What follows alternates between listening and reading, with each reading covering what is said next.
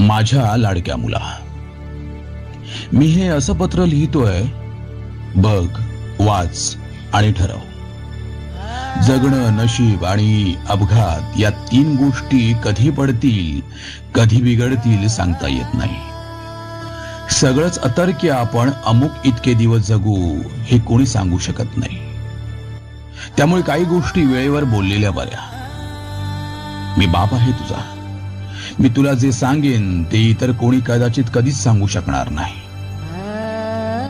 मी माझ्या आयुष्यात ज्या चुका केल्या त्या तुला टाळता आल्या तर तुझे कष्ट, जीवाची चटके आणि मनाचा त्रास बराच कमी होईल.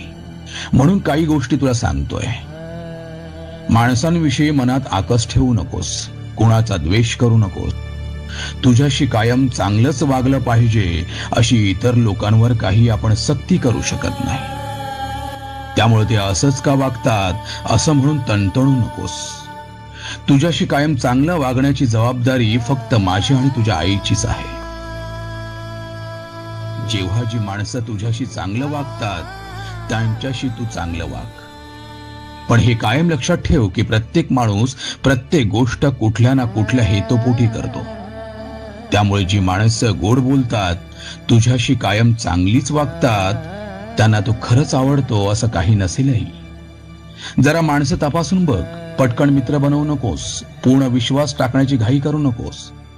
जगणं कशानंच कोणामुळेच थांबत नाही. त्यामुळे माणसं सोडून जातील, नाकारतील, झिडकारतील किंवा ज्यांच्यावर तू जीव तोडून प्रेम करतोस तेच तुझ्या आयुष्यातून निघून जातील. तेव्हा हेच कायम लक्षात ठेव की कुठल्याही माणसामुळे आपलं जगणं थांबत नाही, कधीच नाही. आयुष्य फार छोटं आहे आणि तीच तुझी खरी पुंजी आहे. त्यामुळे आज वाया घालवलास तर उद्या कदाचित जगणंच तुला सोडून जाईल. त्यापेक्षा आज मनापासून भरभरून जग, आनंदी राहा. प्रेम प्रेम ही एक क्षणिक आणि चंचल भावना आहे. ती काळाप्रमाणे आणि मूळप्रमाणेही बदलते. ज्यांच्यावर तू जीवापाड प्रेम करतोस ते समजा तुला सोडून गेले तर जरा धीर धर. काळाच्या मलमाने ह्या जखमाही भरून निघतील. प्रेमात पडलास म्हणजे तेच सगळ्या सुंदर आणि अतीव चांगलं असं समजू नकोस. आणि प्रेमभंग झाला म्हणून त्या दुःखालाही जास्त कवटाळून बसू नकोस. अनेक यशस्वी माणसाने शिक्षण अर्धवट सोडलं तरी ते यशस्वी झाले अशा कहाण्या तू वाचल्या असशीलच. पण याचा अर्थ असा नाही की शिक्षण सोडलं की तूही यशस्वी होशील.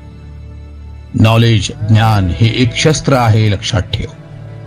शून्यातून स्वर्ग निर्माण करता येतो हे खरं, पण कुठल्या तरी शून्यातून आधी सुरुवात तर करायलाच लागते ना.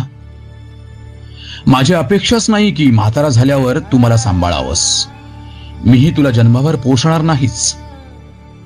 तू स्वतःच्या पायावर उभा राहू शकशील तोपर्यंत तुला सपोर्ट करणं ही माझी जबाबदारी. त्यानंतर तुला बसमधून फिरायचं की विमानातून, गरीबच राहायचं श्रीमंत व्हायचं हा निर्णय तुझा सर्वस्वी. आणखी एक, मीही अनेकदा लॉटरीचं तिकीट काढलं पण ते कधी लागलंच नाही. एका रात्री श्रीमंत होता येत नाही तर मेहनत करावीच लागते. जगात काहीच फुकट मिळत नाही बाळा. तुला हे पाठवलेलं पत्र आवडेल की नाही हे माहित नाही, पण हे पत्र तुझ्या आयुष्याची शिदोरी बनेल हे नक्की. म्हणून बाळा, तुला हे पत्र आवडो ना आवडो लगेच फेकून देऊ नकोस. या पत्राला तू नेहमी तुझ्या सोबत ठेव व वेळ मिळेल तेव्हा पुन्हा पुन्हा वाच. फक्त तुझेच वडील.